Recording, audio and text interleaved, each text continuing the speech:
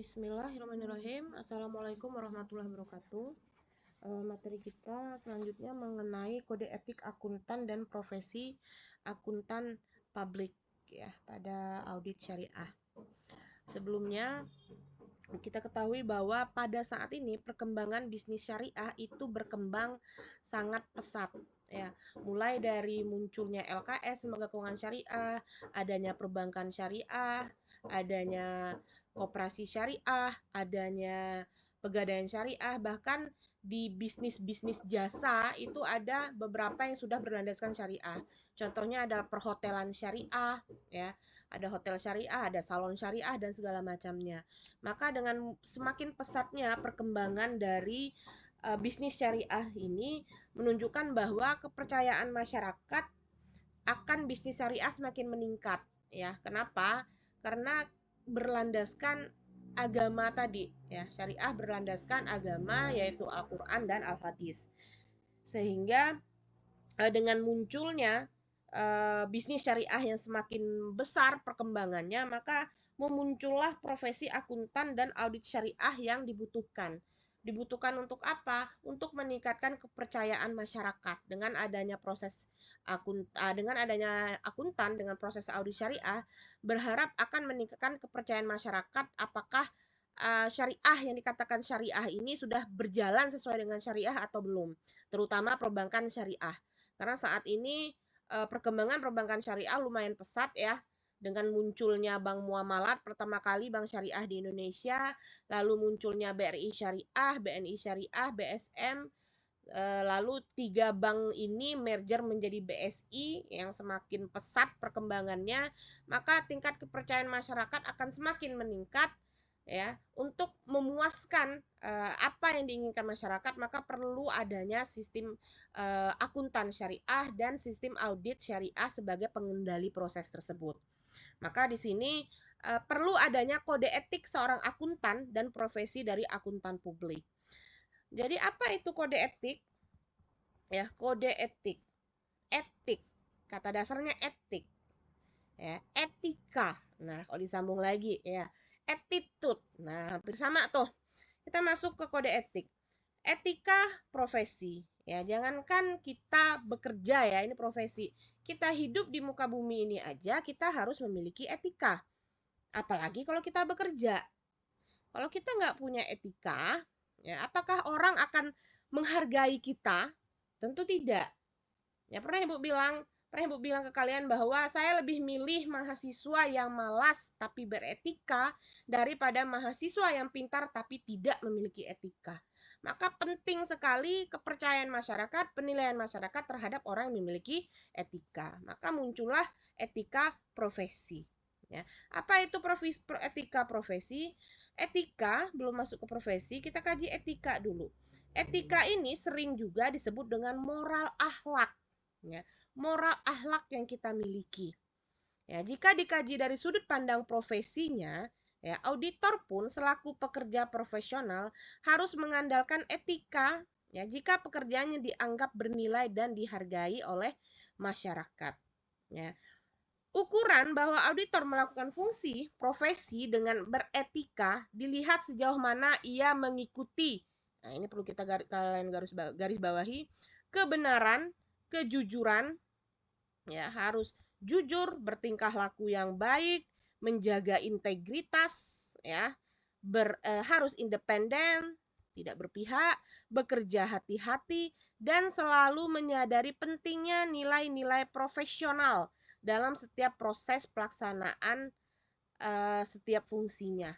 Ya, itu. Jadi harus yang diperhatikan di sini seorang auditor harus memperhatikan, dia harus mengikuti aturan yang benar, harus jujur, bertingkah laku yang baik, menjaga integritas, independen, bekerja hati-hati, dan selalu menyadari pentingnya profesionalitas dalam bekerja.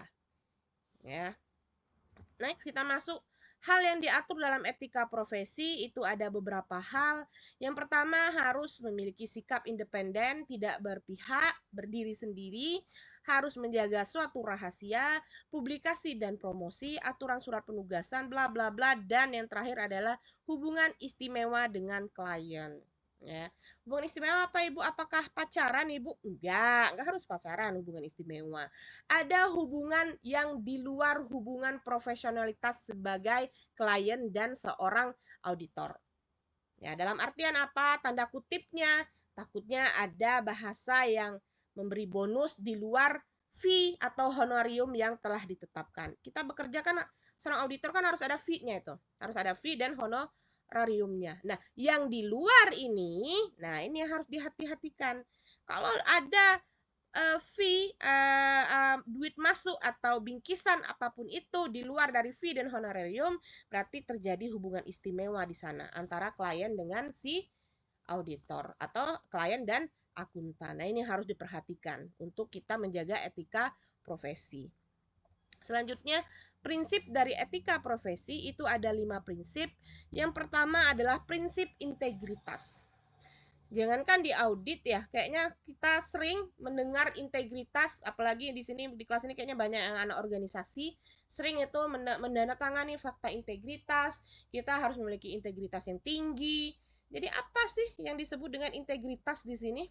Integritas di sini adalah sifat ya, sikap tentu yang baik-baik ya, sikap yang jujur, berani, bijaksana dan bertanggung jawab. Ya, kenapa? Karena kita seorang auditor, kalau kita nggak memiliki sifat jujur, berani, bijaksana, bertanggung jawab, tentu tidak akan dipakai sebagai auditor. Ya, prinsip integritas sudah nggak ada di sana, maka nggak bisa kita menjadi seorang auditor. Kenapa? Karena kita di sini adalah mengaudit, mengecek, menilai laporan keuangan sebuah perusahaan. Kalau kita nggak jujur, kalau kita nggak bijaksana, nggak berani, misalkan nih, kita nggak berani menyampaikan bahwa, oh ternyata pada bulan sekian, kuartal sekian, ada beberapa pencatatan yang tidak sesuai. Kalau kita tidak berani mengemukakan, tidak berani mengasih tahu ke manajemen, maka ya udah berantakan pekerjaan kita. Nah, maka integritas itu sangat poin penting paling pertama biasanya menjadi pedoman atau prinsip menjadi seorang auditor. Lalu yang kedua ada prinsip objektivitas. Objektivitas ini kita dapat menilai ya mana yang baik dan mana yang buruk. Jangan sampai kita subjektivitas. Ya, berpihak jadinya kalau kita subjektivitas. Kalau objektivitas ini kita harus mampu menilai objektif. Apa landasannya biar kita menilai objektivitas? Landasannya yang pertama aturan yang ada. Apa aturannya? Seperti ini aturannya, maka sesuailah dengan aturan yang ada. Jangan sampai melenceng dari aturan. Maka kalau kita udah melenceng, kita jadi subjektivitas, nggak objektivitas kita jadinya. Lalu yang ketiga ada prinsip kompetensi. Tentu ya, kompetensi di sini adalah kemampuan yang kita punya. Mulai dari latar pendidikan kita, ya, pengalaman pekerjaan kita. Nah, itu dilihat dari menjadi prinsip kompetensi. Jadi, kita harus mampu bersaing.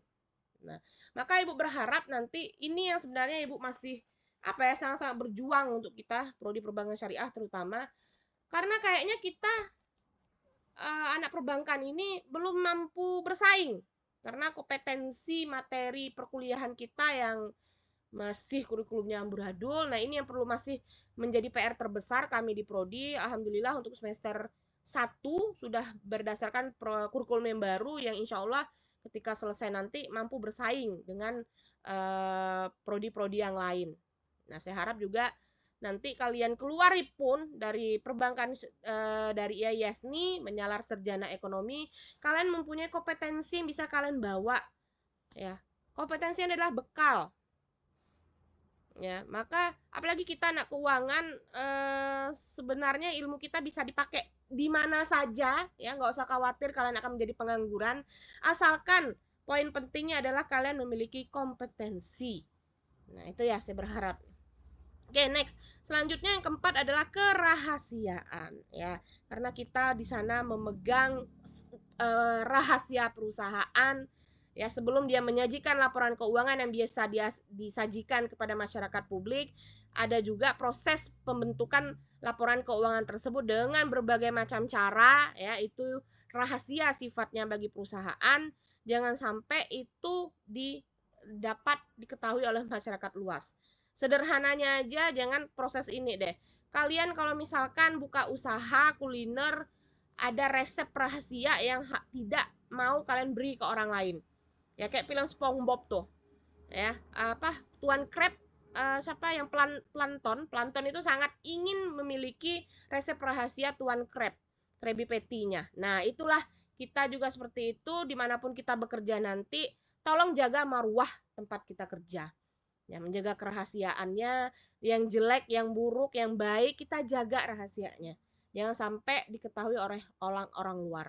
Mau gimana pun jelek atau buruknya, kita digaji dari lembaga tempat kita bekerja. Ya, kalau kalian sudah tidak mampu menjaga prinsip rahasia, kalian mau dimanapun nggak akan dipakai sama orang. Ya. Lalu yang terakhir adalah prinsip perilaku profesional. Ya, harus profesional. Harus bisa membedakan mana itu bekerja, mana yang sifatnya pribadi. Jangan tercampur adukan pribadi dan tempat bekerja. Jangan baper. Nah, ini nih. Jangan sering baper kalau kita kerja. Kalau kita kerja sering baper, nah muncullah sifat tidak profesional nanti. Ya, kayak dimarahin bos, udah dimarahin bos dikit udah nangis, aku mau berhenti aja deh, aku mau resign aja deh. Banyak kerja dikit, aduh aku butuh healing ini. Nah, itu anak gen strawberry, gen apa, gen alpha apa yang sekarang viral sekarang itu. Ya, kita harus bisa profesional. Ketika bekerja ya bekerja. Ketika kita pulang ke rumah, ya kita dengan keluarga. Nah, jangan dicampur adukan pekerjaan dengan hal pribadi. Itu yang disebut dengan prinsip perilaku profesional. Next, selanjutnya tujuan dari kode etik ya. Kenapa perlu adanya kode etik? Ya, kenapa harus adanya kode etik? Yang pertama adalah untuk membantu membangun sikap kehati-hatian, ya. Kehati-hatian seorang akuntan dengan berfokus pada isu etika dengan konsep profesional sehingga dapat memisahkan perilaku yang etis dan non etis sesuai dengan ketentuan syariah, ya. Syariah sebagai dimensi lain dari prinsip profesi yang umum. Jadi apa? Tujuan dari kode etik untuk membangun sikap kehati-hatian. Ya, kita harus hati-hati, harus bisa membedakan. Oh, ini etis, oh ini tidak etis. Ya, oh ini bisa dilakukan, oh ini tidak bisa dilakukan. Nah, seperti itu. Lalu yang kedua, tujuannya adalah meyakinkan keakuratan dan keyakinan pada informasi yang disajikan dalam laporan keuangan sehingga akan memperluas kredibilitas. Ya, dengan adanya kode etik, kita mampu mengetahui keakuratan dan kredibilitas dari penyajian laporan keuangan. Lalu, dengan adanya kode etik, kita dapat melindungi kepentingan lembaga dan pihak lain yang terlibat di dalamnya. Ya, karena nanti ada pelanggaran kode etik. Nah, kode etik ini nanti akan membatasi jangan sampai terjadi pelanggaran kode etik. Gitu. Selanjutnya struktur dari kode etik mulai dari peraturan kode etik ini yang pertama, yang kedua prinsip umum kode etik ya ada tadi yang independen, integritas, lalu ada landasan kode etik. Apa itu landasan kode etik? Nah, nanti dijelaskan. Selanjutnya prinsip kode etik. Kalau yang tadi itu prinsip dasar etika profesi, yang ini kita masuk ke prinsip kode etik. Sebenarnya hampir sama saja. Yang pertama dapat dipercaya. Ya tentu ya, kita harus dapat dipercaya, harus jujur. Jangan sampai kita dikasih tugas kita malah menyalahgunakan kepercayaan yang kita diberikan kepada kita. Lalu harus legitimasi. Nah, ini mungkin agak baru ya. Saya pun masih baru dengar legitimasi. Apa itu legitimasi? Jadi legitimasi di sini adalah pengakuan hukum terhadap kegiatan yang sah berdasarkan syariah. Kegiatan yang kita lakukan harus berdasarkan landasan hukum yang ada. Yang mana kalau landasan hukum audit syariah itu dari perundang-undangannya ditambah juga berdasarkan landasan Al-Qur'an dan hadis. Lalu yang ketiga, objektivitas. Ya, sama dengan prinsip yang tadi bahwa kita tidak boleh berpihak ya. Kita harus objektivitas. Kita harus mampu membedakan mana yang benar dan mana yang buruk. Jangan sampai kita menjadi yang subjektivitas. Lalu yang keempat, kompetensi. Ya, sama kayak tadi. Kompetensi yang kita punya, profesional dan rajin. Nih, ulet, rajin. Yang keempat, perilaku yang didorong keimanan. Ya, apapun yang berlandaskan iman, insya Allah berjalan dengan baik. Lalu yang terakhir, perilaku profesional dan standar teknik. Ya, Ibu bilang tadi profesional. Kita harus bisa membedakan gimana kita memposisikan diri kita, kapan kita bekerja, kapan kita rehat, kapan kita bersama keluarga. Jadi harus profesional, jangan semuanya dicampur adukan. Itu prinsip kode etik. Lalu selanjutnya peraturan kode etik ada 6. Ini bisa dibaca nih di halaman, sebenarnya semua ada, bisa dibaca kalau dipaham lagi di bab 4 ya. Di bab 4 halaman 52. Peraturan perilaku yang didasarkan pada prinsip yang dapat dipercaya, prinsip intimasi agama, legitimasi agama, objektivitas, yang tadi ya, yang prinsip ini tadi. Nah, silakan kalian baca ya di halaman ini, ada di halaman peraturan kode etik halaman 62. Silakan dibaca. Lalu tuh terkait materi tentang kode etik. Maka penting sekali kita sebagai manusia, bukan hanya sebagai pekerja, bukan hanya sebagai auditor, kita sebagai manusia juga harus mampu menjaga etika, menjaga kode etik yang ada. Ya, kita di dunia ini pun apa Bu kode etiknya? Al-Qur'an. Sunnah, itu sudah dijelaskan gimana kita manusia berperilaku, bagaimana kita hubungan kita dengan Allah, bagaimana hubungan kita dengan sesama manusia, bagaimana hubungan kita dengan makhluk lain. Itu kan sudah diatur, tinggal kita jalani lagi sesuai dengan ajaran yang ada. Insya Allah kalau kita sesuai dengan hal tersebut, insya Allah surga menanti, insya Allah ya. Itu materi kita terkait dengan kode etik. Sedikit sebelum Ibu akhiri, ada kata-kata cantik ya, biar sebagai motivasi untuk kita semua. Yang mana di sini dikatakan bahwa lebih baik tangan kotor tapi hasilnya bersih ya, daripada tangannya bersih tapi penghasilannya kotor ya. Jadi apa di sini, sungguh akan dayang kepada manusia, sayang, ini sayang ya, sungguh akan sayang kepada manusia suatu masa, yaitu seseorang tidak lagi peduli dari mana dia mendapatkan harta, dari jalan halal ataukah yang haram, berdasarkan hadis riwayat Bukhari nomor 2083. Ya, jangan sampai kita sebagai manusia nanti berprinsip halal, haram, hantam. Ya, 3H. Jangan sampai kita menjadi manusia yang 3H. Kita harus mampu bekerja, mencari cuan itu dengan cara yang halal insya Allah. Oke, sekian materi Ibu, materi kita hari ini. Untuk tugas akan saya sampaikan di Google Classroom, materi akan saya sampaikan juga di Google Classroom. Insya Allah proses perkuliahan kita beberapa minggu mungkin akan dijalankan secara online. Terima kasih atas waktunya. Ibu akhiri. Assalamualaikum warahmatullahi wabarakatuh.